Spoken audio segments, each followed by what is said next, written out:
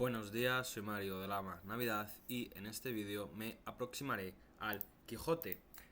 Como es un vídeo que entiendo que tal vez vaya a circular más que otros, o eso espero, voy a intentar que sea más o menos autónomo. Es decir, que algunos conceptos o ideas de otros vídeos voy a tratar de explicarlas de nuevo aquí, aunque sea de forma más sencilla o resumida, pero siempre están los otros vídeos para profundizar.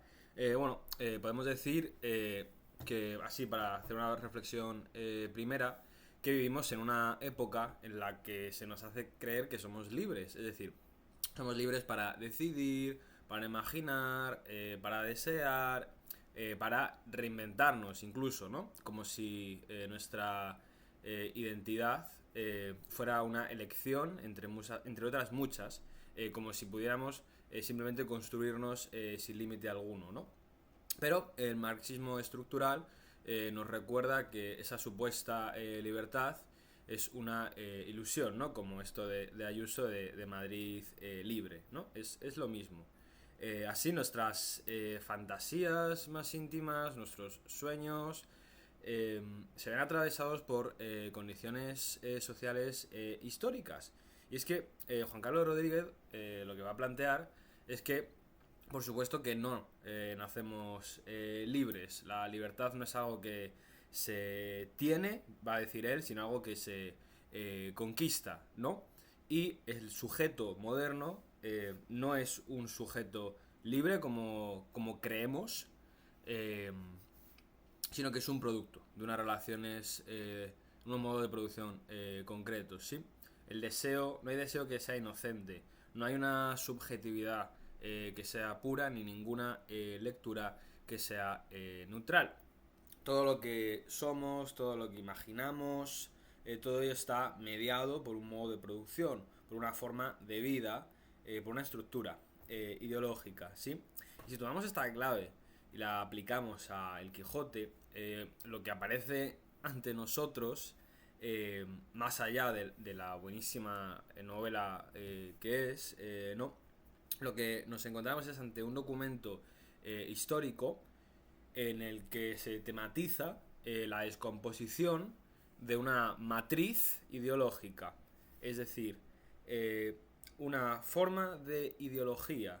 Lo que vemos es la autopsia ideológica de un tipo humano, que es el caballero, en el momento exacto en que su mundo, es decir, el mundo feudal, y con ello su ideología está desapareciendo, o al menos está en confrontación con otras matrices ideológicas, en este caso burguesas.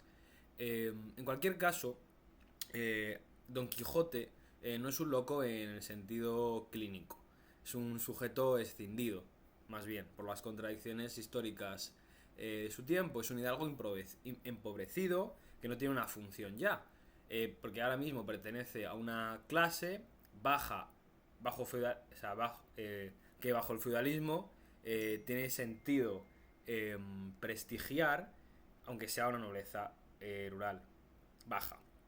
En cualquier caso, lo que ocurre es que en el tránsito al capitalismo, su valor de nobleza pierde toda centralidad y por tanto no puede sostenerse como noble, pero tampoco quiere o puede integrarse al mundo del trabajo productivo. Es decir, no se convierte en un burgués, ni en un comerciante, ni en un campesino. No desea ocupar otro lugar que no sea el que históricamente le corresponde al hidalgo. Pero ese lugar, digo, que ha dejado de existir. Entonces, Quijano, el hidalgo, lo que hace es producirse a sí mismo como Don Quijote.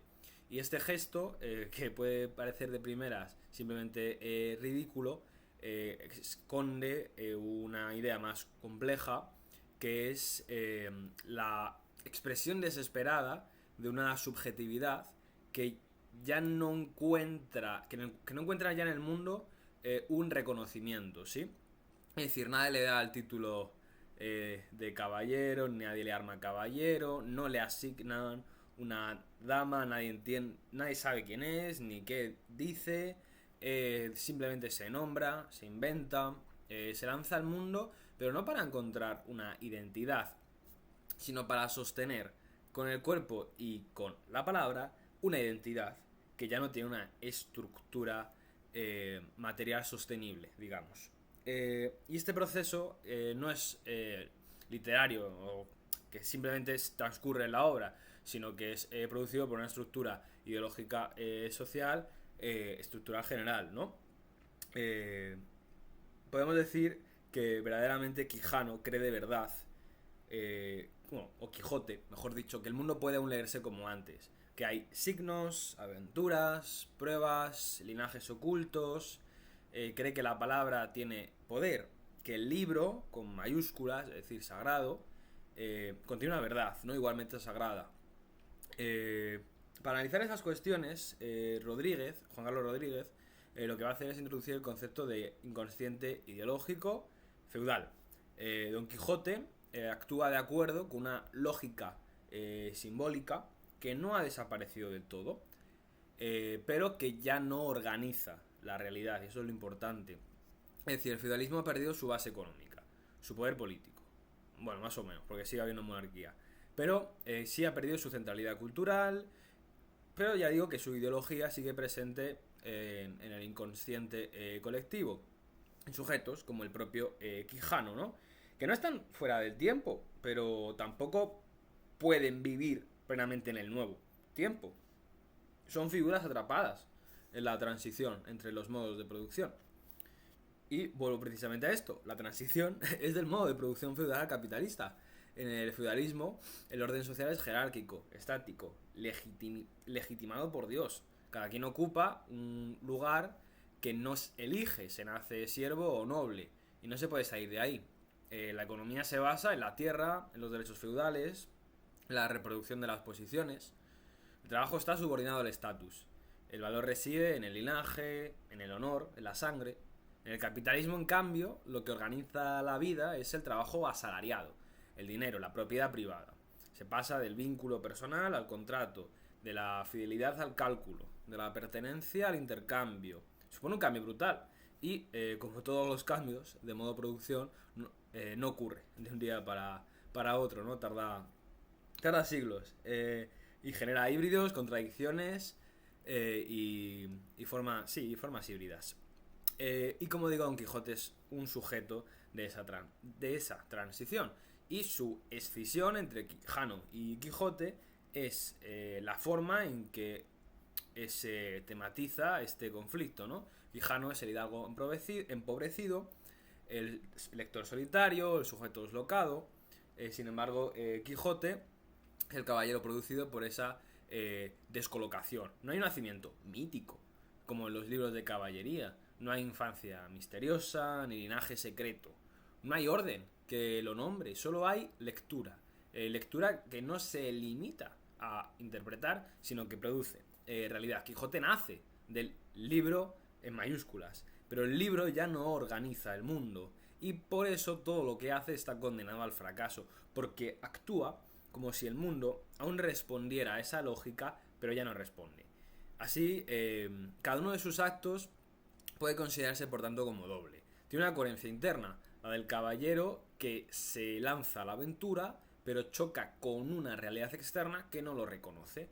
Lucha contra molinos pensando que son gigantes, libera a unos galeotes pensando que son inocentes, ve castillos donde hay ventas y princesas donde hay campesinas, pero no porque esté equivocado, sino porque no puede aceptar un mundo sin signos, sin sentido, sin estructura. El mundo feudal ofrecía una lectura total, todo tenía su lugar, su función, su valor. El mundo moderno lo que ofrece es un espacio sin garantías, y eso desespera. Por eso necesito una dama. No porque ame a Dulcinea, en realidad ni siquiera la conoce, sino porque sin dama no hay caballero, y sin caballero no hay historia. Dulcinea es una necesidad estructural, así. No personal, no romántica. Es la condición de la posibilidad de su existencia simbólica. La ficción no es un adorno, es su fundamento. Pero esta ficción no se sostiene sola, necesita ser reconocida. Y eso es lo que Don Quijote no consigue. porque ya no hay una estructura que legitime su gesto, perdón. El mundo moderno, ya digo, que no crea aventuras, ni pruebas, ni linajes.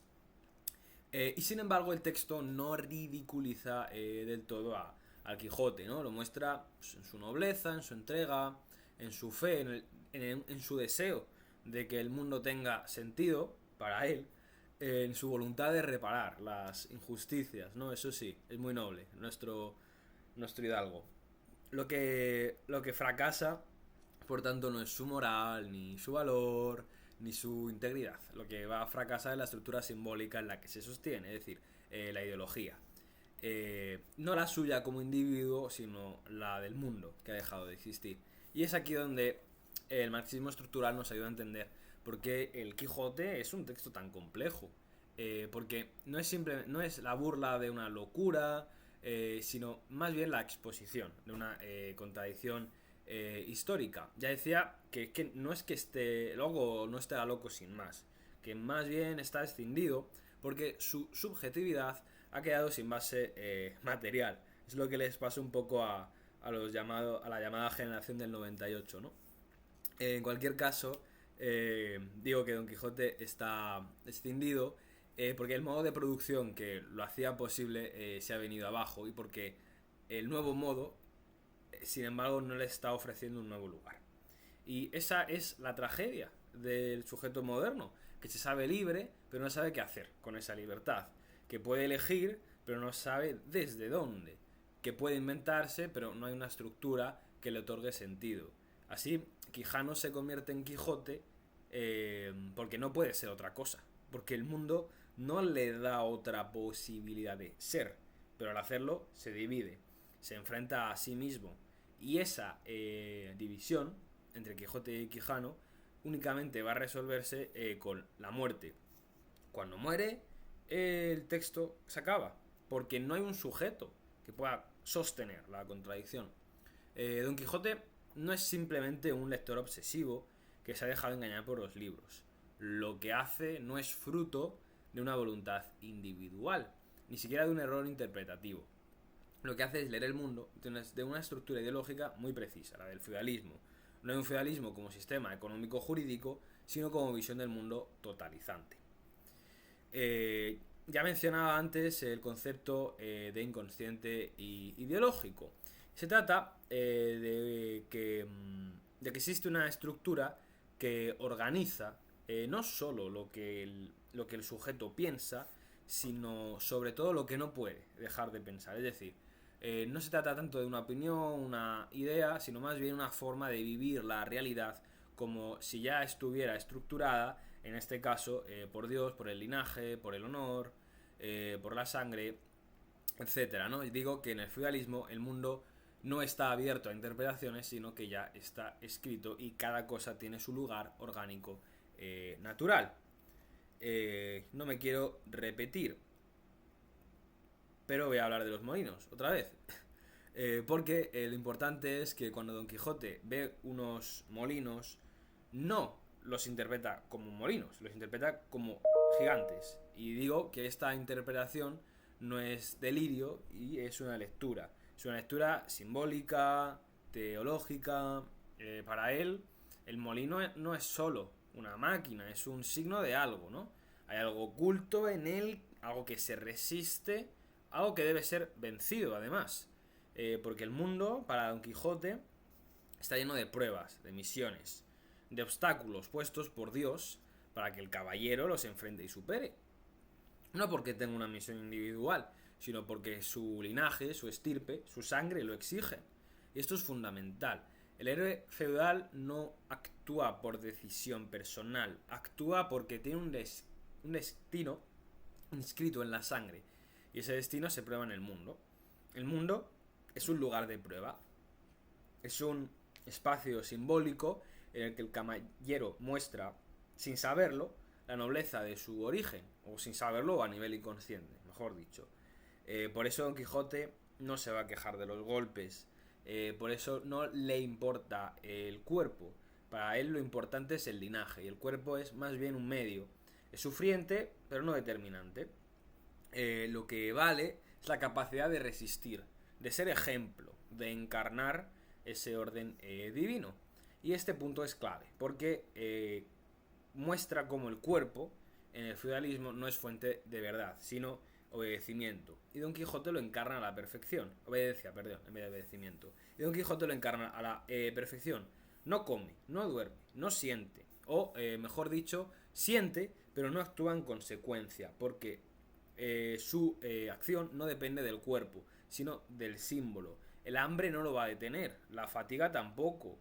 Lo que guía el relato, la estructura simbólica que le dice qué hacer, lo que guía el relato, perdón, es la estructura simbólica que le dice qué hacer, cómo actuar, qué ver, aunque esa no exista, esa estructura, digo, o esté desapareciendo. Pero esto permanece también en los libros de caballería, pero también en la Biblia. Me refiero a la idea del libro sagrado, ¿no? En mayúsculas. Se trata de la vida de los santos, las hagiografías, ¿no? Es decir, es un relato donde el mundo es una totalidad con sentido, donde lo visible remite a lo invisible y donde lo natural remite a lo sobrenatural. Y en este marco todo tiene una asignatura divina y leer bien es leer esas asignaturas. Interpretar más que un gesto es un deber y el que no interpreta bien peca. Pero eso, Don Quijote se va a angustiar tanto cuando los signos no responden, cuando lo que ve no concuerda con lo que debería ser, es decir, con lo que ha leído él en libros de caballería. Ahí aparece la figura del encantamiento, o el concepto, o la idea, el recurso del encantamiento. Cuando algo no encaja, por ejemplo, cuando Dulcinea aparece como una campesina vulgar, o cuando los gigantes se restauran en molinos, ¿no? Pero sobre todo con lo de Dulcinea, Don Quijote no va a renunciar a su lectura. Lo va a proteger mediante una explicación ideológica. Es decir, alguien ha hechizado las cosas. Dulcinea, ¿no? Digo, alguien ha cambiado su apariencia. El encantamiento va a ser la forma en que la ideología feudal se defienda de la literalidad. Porque el literalismo es su enemigo. El literalismo dice, lo que ves es lo que hay.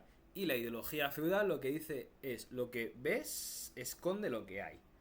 Y esa forma de pensar, digo que no es un error, es una estructura ideológica.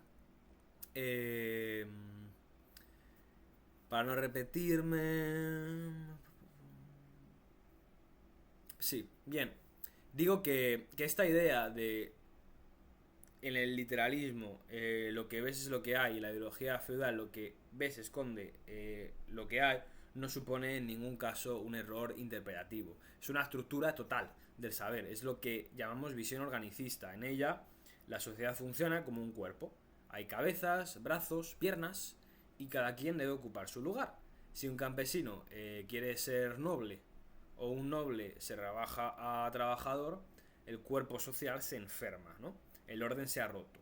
La salud está en la jerarquía, en la estabilidad, en la armonía preestablecida. Esa es la visión que Don Quijote defiende, no como idea, sino como estructura del mundo. Él no cree que todo pueda cambiar, él cree que todo tiene que volver a su lugar.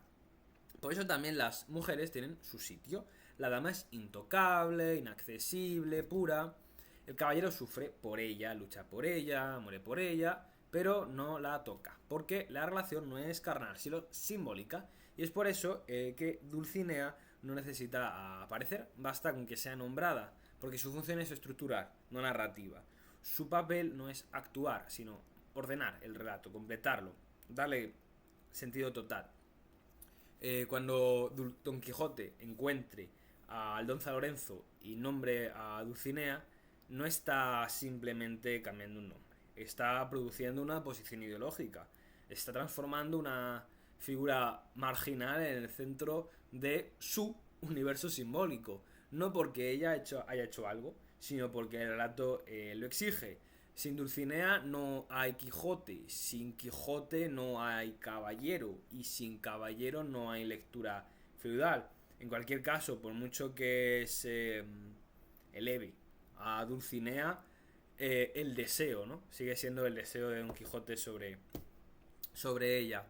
En cualquier caso, la angustia de Quijote es, como decía, que los signos ya no responden, ¿no? Hablaba por esto de los encantamientos, de, del pecado, ¿no? Por no leer bien. Es decir, ve la angustia que el mundo ya no tematice el libro. Que la vida, en vez de tener pruebas, ahora lo que tenga son accidentes. Ve que los castillos son ventas, los gigantes son molinos y las princesas campesinas, ¿no? Y digo que cuando eso ocurre, recurre al encantamiento, pero no es una excusa, es una estructura de defensa, porque no puede aceptar un mundo sin signo, un mundo sin lectura, un mundo sin Dios. Y esa angustia se va a transmitir también al lector, porque el texto mismo juega con esas contradicciones. A veces parece burlarse de Don Quijote, a veces lo admira, a veces lo ridiculiza, a veces lo ennoblece. Como vemos, el texto, como el personaje, está dividido, porque sabe que la ideología feudal está muriendo, pero no puede dejar de añorar su orden, su coherencia y sentido, ¿no? El texto no va a ser irónico porque se burle, sino porque sufre esa pérdida del sentido o aura, como diría Walter Benjamin, ¿no? Y en eso consiste la modernidad del Quijote. Es que ya no puede ofrecer una visión unificada. Ya no puede decir, eso es lo que hay. Solo puede decir, esto fue lo que hubo. Y eso es lo que Don Quijote no acepta. Que su mundo ha desaparecido o está desapareciendo. Que sus signos han enmudecido. Que su lectura ahora queda en un gesto vacío. Y sin embargo la sostiene. Y ya digo, con el cuerpo, con la palabra, con el lanza, es decir, produciéndola. Porque renunciar a esa lectura sería renunciar a su ser. Por eso tiene que ser caballero. Sería reconocer que su identidad es imposible. Y eso para él no puede ser. Mejor morir que vivir en un mundo sin signos. Mejor golpeado, humillado, derrotado que sin signos. Eh, Porque eso supondría la muerte simbólica de la persona feudal. Porque no quiero decir sujeto para el feudalismo. Para mí el sujeto es algo que solo existe con las relaciones burguesas. En cualquier caso, supone el colapso del inconsciente ideológico feudal, y Don Quijote, digo, no puede aceptarlo porque el propio inconsciente no puede, es un mecanismo de defensa en ese sentido. Por eso va a luchar no contra el mundo, sino contra su desaparición simbólica, contra la desaparición de su propio sentido y ser, como persona, digo. Aunque no sea un sujeto como tal, o esté escindido al menos. En cualquier caso, digo que el encantamiento es el síntoma de esa lucha, es el intento desesperado de sostener el orden divino frente a la opacidad de las cosas. Porque si los signos no significan, si el mundo ya no remite al libro, entonces todo se vuelve caos, absurdo, ¿no? Y en ese mundo digo que el caballero no existe, no puede existir. Pasemos a hablar un poco también de Sancho Panza. Si Don Quijote representa la lectura simbólica del mundo desde la ideología feudal, Sancho Panza representa otra forma de ideología que podemos llamar la literalidad campesina. Sancho no es el realista, ni es el sentido común ni la voz del pueblo ilustrado, ¿no? Como a veces se dice. No es un escéptico que vaya a desmontar las fantasías del loco, ¿no? Sancho es un campesino, es un hombre de cuerpo y tierra, ¿no? Y su relación con el mundo está mediada por la necesidad, por el hambre, por el cansancio, la supervivencia, y eso produce una forma específica de leer la realidad, es decir, la literal, la material, la corporal. Si tú no tienes hambre, puedes estar o necesidades, puedes estar pensando en molinos que ve gigantes, ¿no? Pero el que tiene hambre ve molinos y piensa en pan. Por eso digo que para Sancho las cosas son lo que son. Un molino es un molino, una venta es una venta, una mujer del campo es una campesina, en última instancia fuerza productiva, ¿no? No hay un misterio, no hay un símbolo, no hay lectura adicional. Lo que se ve es lo que es y ya. Y si duele, duele. Y si tengo hambre, como. Vive en un régimen de inmediatez, la Sancho Panza. Y eso no. Digo que no lo hace más racional que Don Quijote o la racionalidad según podemos entenderla. Simplemente es ideológicamente diferente. Porque la literalidad también es una ideología. Ya he dicho que no hay una mirada inocente, que no hay una percepción sin mediación. Juan Carlos Rodríguez va a insistir en que la ideología no es un conjunto de ideas conscientes, sino una forma material de vivir la realidad a nivel inconsciente. Y eso es lo que vemos en Sancho. Su cuerpo es ideológico. Ya digo, cuando tiene hambre lo dice, cuando le duele se queja. Y Sancho no puede suspender el cuerpo como si lo hace Don Quijote. No puede sacrificarlo, porque el cuerpo es lo único que tiene. Él no tiene linajes, no tiene linaje, no tiene nombre, historia en mayúscula, ni tripa. Lo que tiene es un cuerpo. Y miedo. Tiene mucho miedo de lo que va haciendo Don Quijote, ¿no? Lo interesante, tal vez, sea ver que en realidad, según lo veo yo, no convencen el uno al otro. Es decir, Sancho Panza no va a lograr que Don Quijote vea molinos y tampoco Don Quijote logra que Sancho vea gigantes. Ambos, digamos que permanecen fieles a sus regímenes de sentido. Pero Sancho sigue a Don Quijote. ¿Por qué? No porque crea él, no porque lo admire, sino porque lo reconoce como su superior. Porque la ideología feudal, aunque ya débil, aún produce dominación. Don Quijote es don, tiene educación, ¿no? Tiene un caballo, más o menos, tiene maneras, o lo intenta, y tiene autoridad simbólica a veces, ¿no? Y eso basta para que Sancho lo siga e incluso a veces se crea lo que él dice, ¿no? Ya digo que la relación no es de igualdad, ni de fraternidad, ni de racionalidad compartida, ¿no? Como muchas veces quieren hacer ver, ¿no? El dúo Sancho-Quijote es una relación ideológica y esa relación se va a materializar en la obediencia, en la lealtad, en la fidelidad. Sancho no abandona a Don Quijote, aunque no lo entienda.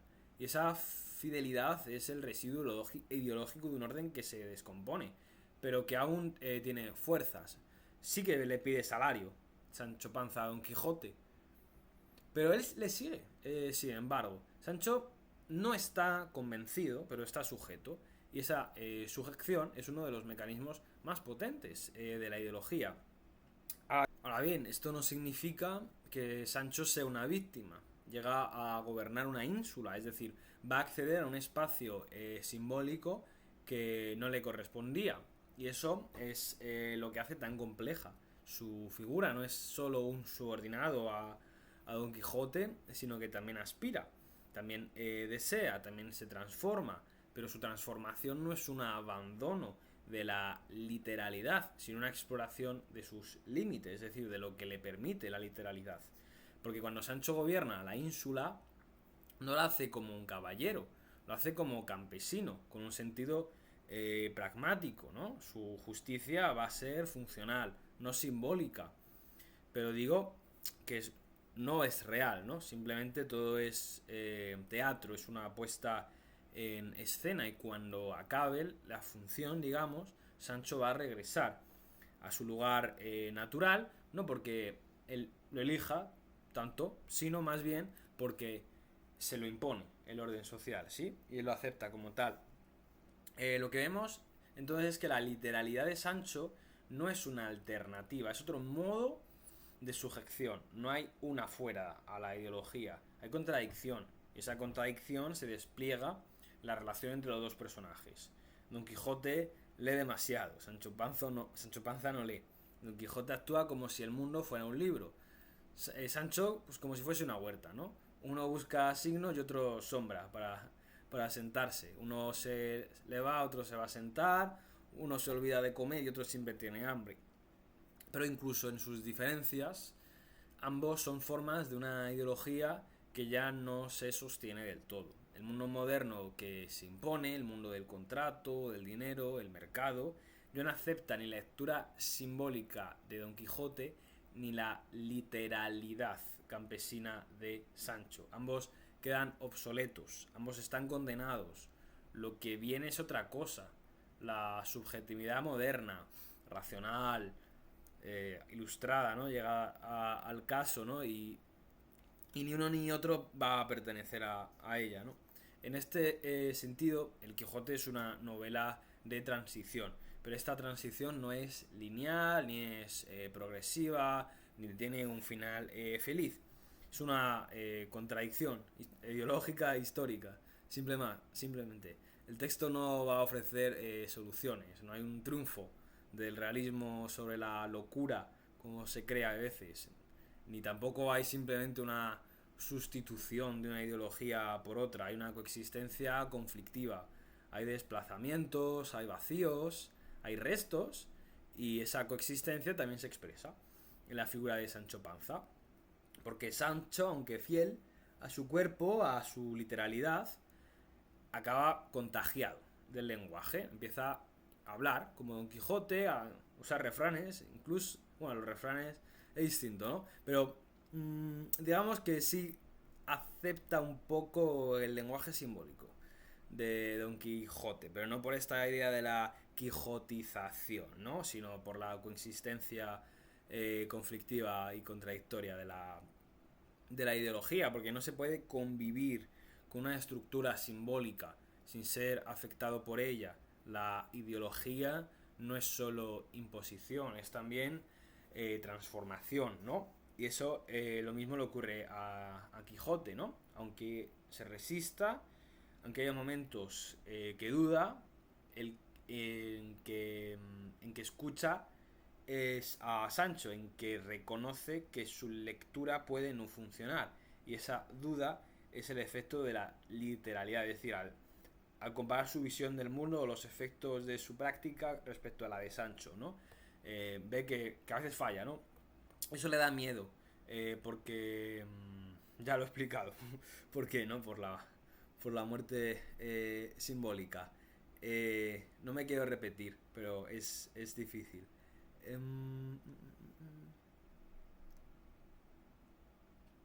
Denme un segundo.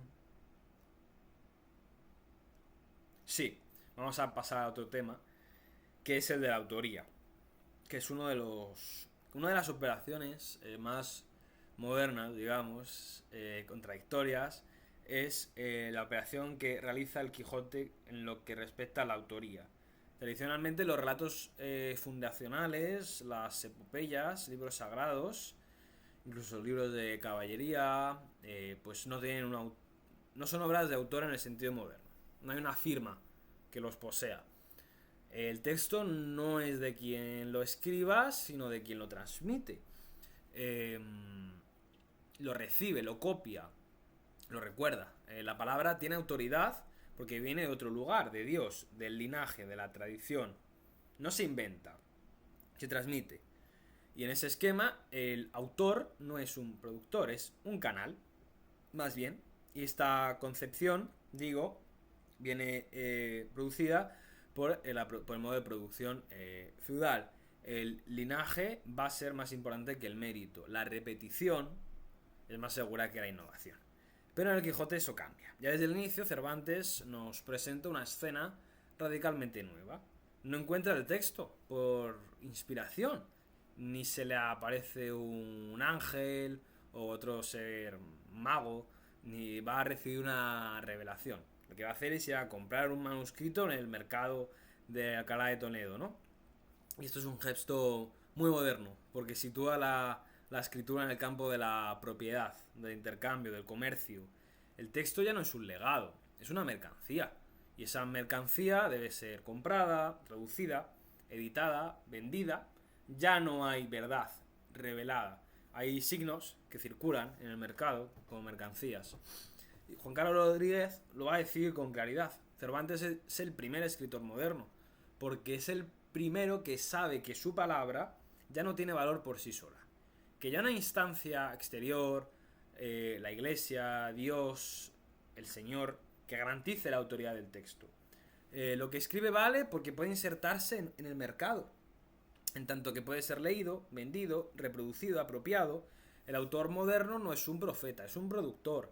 Y su producto es el libro, es su mercancía. Y ese libro compite con otros libros, con otras mercancías. Con los de caballería, con los de moriscos, los eróticos, ¿no? Ahora el libro ya no es un objeto sagrado, es un objeto desechable. Y por eso el autor o quien sea se presenta a sí mismo como traductor de un manuscrito árabe, no por humildad ni por ironía, sino porque, bueno, algo de broma sí hay, la verdad, pero porque sabe que ya no puede ocupar el lugar del autor absoluto. Ahora, el lugar del autor está en disputa, que ya no hay una única voz legítima, que el texto es un campo de luchas discursivas. El manuscrito no es simplemente una broma, es una estrategia para pensar la crisis de la autoría. Ya no hay... Solo hay un mercado, digamos. Ahora bien, Cide Hamete Benengeli, de quien hice un trabajo en segundo de carrera, es el supuesto autor árabe del manuscrito. Es una figura realmente paradójica. Por un lado, le da al texto un origen ajeno, extranjero, incluso enemigo, ¿no? Por otro lado, lo legitima como narración documentada, como hecho eh, real, crónica histórica, fuente alternativa. Es el gesto de atribuir la historia a un árabe, sin embargo, no es gratuito, ¿no? En España, donde el Islam ha sido expulsado, el manuscrito morisco representa, además de un resto ideológico de un mundo destruido, que también hay broma con esto, representa también la ficción del archivo, ¿no? De la veracidad. ¿No? Hay una broma sobre que lo que dice Cide Hamete es mentira, por ser árabe. Bueno, todo es un montaje, ¿no? Todo es una autoconstrucción ideológica del texto, no hay una verdad detrás del manuscrito. Digo que hay una puesta en escena, una representación de la que ya no puede sostenerse como natural, en lugar del autor. El autor ya no es quien da sentido, es quien organiza, digo, los sentidos, ¿no? Los discursos. Es el productor como tal.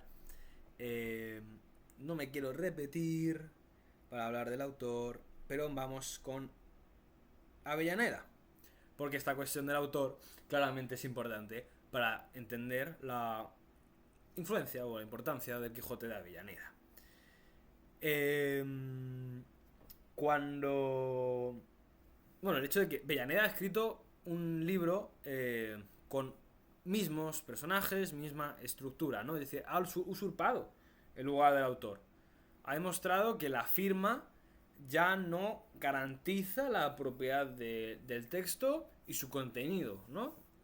Cualquier texto puede ser apropiado, transformado y falsificado. Y aunque esto ocurría en la Edad Media, pienso por ejemplo en las reinterpretaciones del Rey Arturo, ¿no?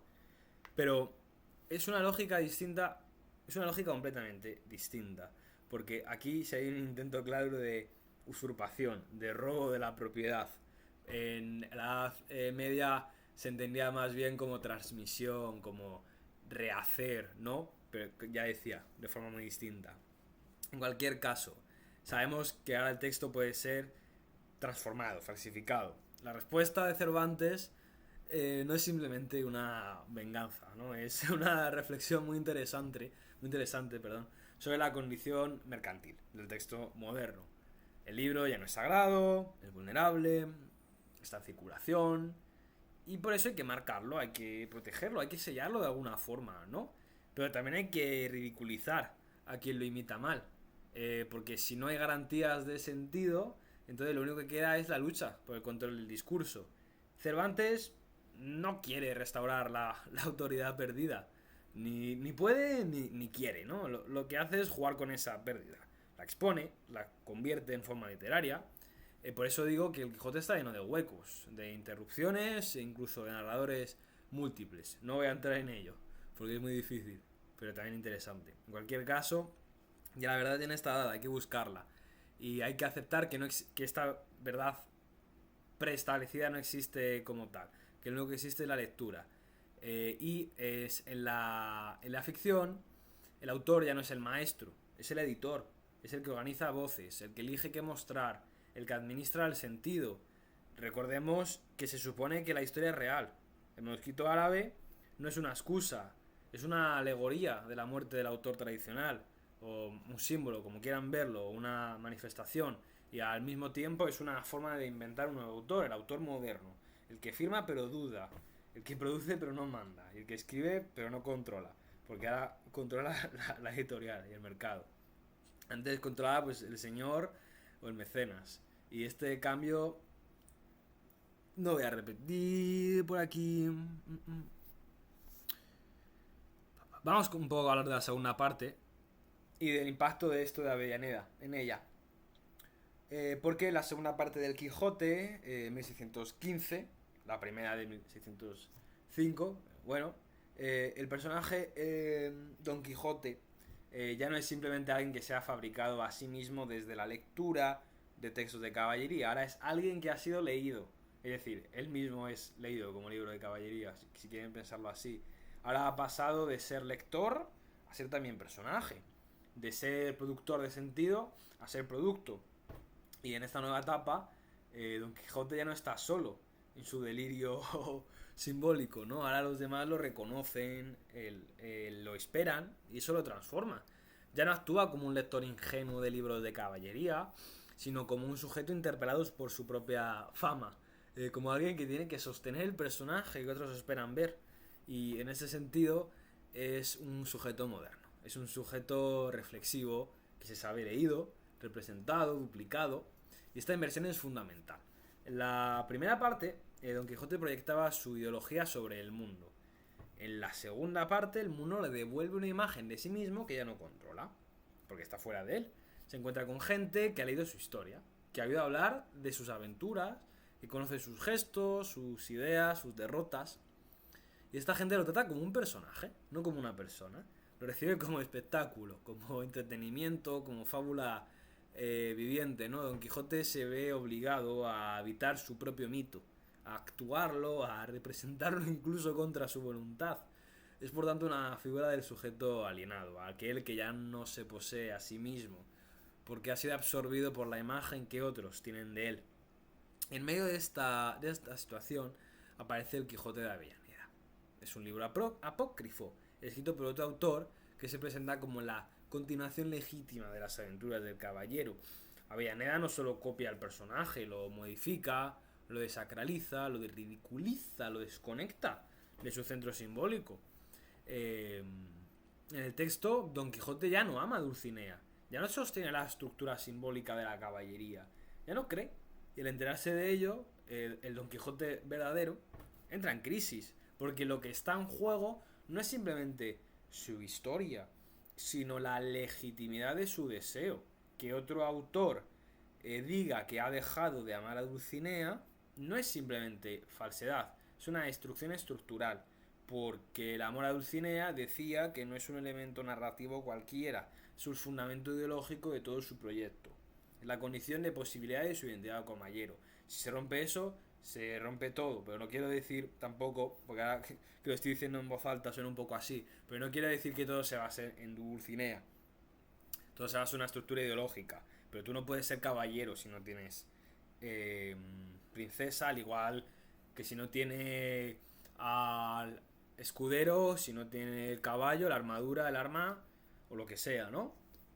Ocurre efectivamente es que, perdón, antes de eso, que lo que pasa es que Dulcinea sí que considero que es muy importante en la segunda parte del Quijote y por eso le doy tanta importancia a su figura, porque, bueno, el propio texto también lo da, ¿no? Pero ya digo que su nivel de importancia ideológica como genera, generador de condiciones de existencia es la misma que el caballo, la armadura o cualquier otra, ¿no? Pero que la base es la económica en la profundidad, ¿no? Me he perdido un segundo.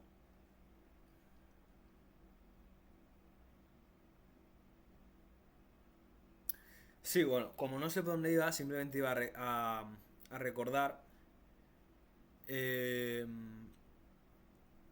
que cuando Don Quijote ve a su doble, no es simplemente una duda ideológica, no es simplemente la crisis ideológica, sino autoral, ¿verdad? La subjetividad ahora no tiene garantías, porque no responde a una sola unicidad. Ben Quijote ve que se ha vuelto duplicable y esa duplicación lo descompone. Lo obliga a insistir, a demostrar, a justificar cada uno de sus actos, cuando antes no tenía necesidad de hacerlo, a probar que él es él. Y esa prueba, sin embargo, nunca se le hace suficiente, ¿no? O nunca lo siente como suficiente. Y...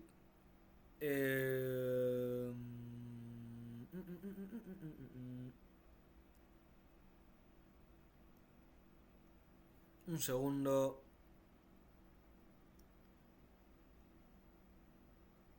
Porque sí que era que me repito bastante. Pero es normal, por otro lado. Sí, quiero decir que si pese a este encuentro con su doble, Don Quijote sigue sigue actuando como caballero, ¿no? Pero con más ambigüedad cada vez, ¿no? Don Quijote, la segunda parte, se vuelve reflexivo, irónico, melancólico, no porque se haya curado, sino porque en la duplicidad reconoce un colapso definitivo, porque... sí, por eso mismo, por el encuentro, ¿no? Entonces, ¿cómo es la forma de resolver esto? Matar al personaje, ¿no? Pero hay que matarlo en la conciencia. Hay que hacer que él mismo reconozca que ya no puede ser, que su ficción se ha agotado, que su tiempo ya ha pasado o que su nombre ha sido incluso profanado, ¿no? Su historia, su linaje ha sido modificado y su deseo burlado. Ya no hay caballero. Y ahora me gustaría hacerme otra pregunta, porque ya sabemos todos lo que pasa al final del Quijote. Pero yo quiero de nuevo hablar sobre Dulcinea. ¿Existe Dulcinea o es solo una invención? Es una campesina que se llama Aldonza Lorenzo. Es una dama invisible. Es un mito sostenido por Don Quijote desde el punto de vista de la crítica literaria tradicional. Esta pregunta se resuelve con ambigüedad. No se sabe, no importa, es parte del juego del texto, ¿no? Desde una perspectiva psicológica, bueno, pues pueden decir que Dulcinea es una proyección, una sublimación del deseo del hombre, ¿no? Pero desde el marxismo estructural, con Juan Carlos Rodríguez va a plantear si Dulcinea existe. De hecho, al final del libro La literatura del pobre, le da bastante importancia a esto, ¿no? Juan Carlos Rodríguez tiene dos libros en los que habla sobre el Quijote. El escritor que compró su propio libro, que es entero sobre el Quijote, y luego hay un capítulo en la literatura del pobre sobre el Quijote. Y en este capítulo lo que Juan Carlos Rodríguez hace es plantear si Dulcinea existe o no. Plantea la duda, ¿no? Y yo considero que sí, Dulcinea existe en tanto que ideología material. ¿Qué quiere decir esto? Que Dulcinea no necesita ser un cuerpo concreto, no necesita ser una mujer presente, una realidad empírica, no necesita tener biografía, ni rostro, ni voz, ¿no? Porque no es un personaje en el sentido clásico, es una posición estructural.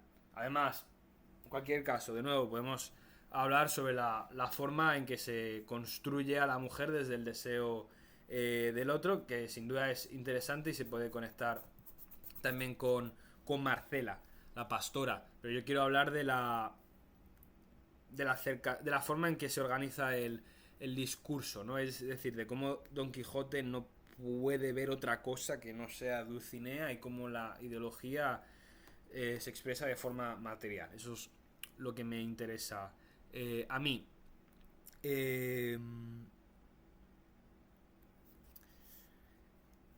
Para que se entienda, y no quiero dar más vueltas a esto de Dulcinea como generador de posibilidades de condición de existencia, etcétera, simplemente quisiera recordar que cuando Don Quijote sabe que en el Quijote de Avellaneda ya no ama, supone una desactivación de su deseo y esto le ofende completamente.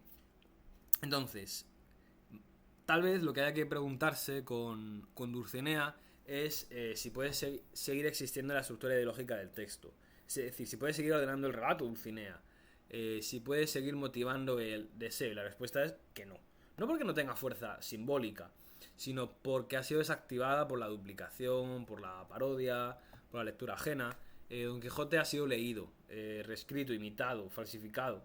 Y eso lo destruye. Porque ya no puede creer que su Dulcinea es única. Ya no puede creer que su relato es exclusivo. Ya no puede creer que su deseo es singular. Como ven, todo tiene que ver mucho, la segunda parte del Quijote, con la duplicidad de las mercancías. El Quijote no es, por tanto, simplemente la historia de un loco. Es la historia de una estructura ideológica que lucha por seguir funcionando en un mundo que la ha dejado atrás. Es la historia de cómo el feudalismo, como sistema de lectura del mundo, entra en crisis. De cómo el mercado, la autoría moderna, la circulación textual, el desdoblamiento de los signos, van a destruir la posibilidad de creer. Y de cómo un sujeto, Don Quijote, intenta sostener, hasta el final, el orden simbólico que le da sentido a su existencia.